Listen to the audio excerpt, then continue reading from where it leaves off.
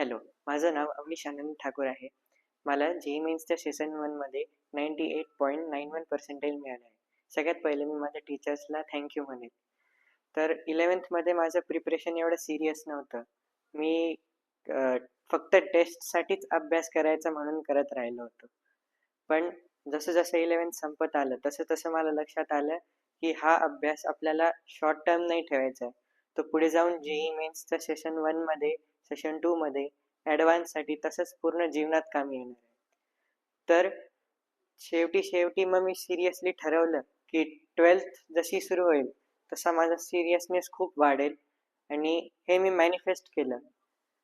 तसं 12thच्या स्टार्टिंगमध्ये मी खूप सिरियसली अभ्यास केला. पण हळू-हळू ते मोटिवेशन डाऊन झालं आणि मग मी परत म्हणायला लागलो, की आता बास झालं, आता मी उद्यापासनं करेल. ते प्रोक्रॅस्टिनेशन वाढतच राहिलं. मग नंतर राहुल सरांनी जसं-जसं क्लासेसमध्ये ते मोटिवेट करतच राहतात. जसं-जसं त्यांनी मोटिवेट केलं तसं-तसं मी करायला परत सुरुवात केली. त्याच्याने माझा कॉन्फिडन्स बूस्ट झाला. पण मी करत राहिलो, पण एकदम चांगली एफिशियन्सी नव्हती त्यावेळेस. पण मग नंतर जसं-जसं एक्झाम जवळ यायला लागली, तसं-तसं प्रेशर वाढायला लागलं.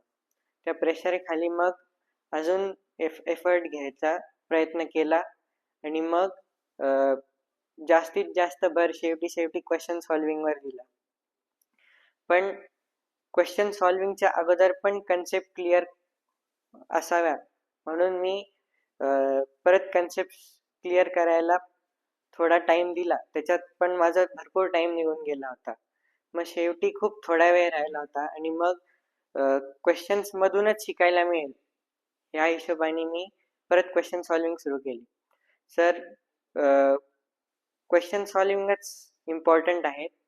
क्वेश्चन सॉल्व्हिंगमधून भरपूर काय काय शिकायला मिळतं आणि कन्सेप्ट्स आपण ज्या केल्या ते कशा अप्लाय करायचं ते पण लक्षात येतं.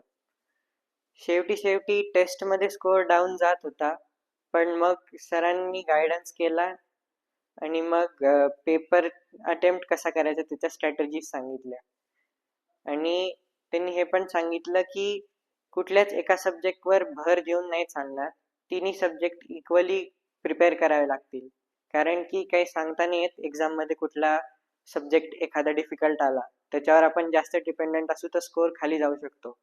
आपलं मोटिव्ह ओव्हरऑल स्कोअर बूस्ट करायचा, त्यामुळे तिन्ही सब्जेक्ट्स बॅलन्स ठेवायचे आणि तोच फायदा पुढच्या सेकंड अटेम्प्टला पण होईल. आता माझे जे टॉपिक्स वीक होते किंवा जे चॅप्टर मी प्रिपेअर नाही करू शकलो टाईम कमी असल्यामुळे, ते आता मी ह्या लास्ट मंथमध्ये कंप्लीट करेल सेशन 2च्या अगोदर आणि त्याच्यावरच अजून प्रॅक्टिस करेल आणि तशीच पुढच्या पेपरमध्ये अजून चांगला परफॉर्मन्स देईल. थँक्यू.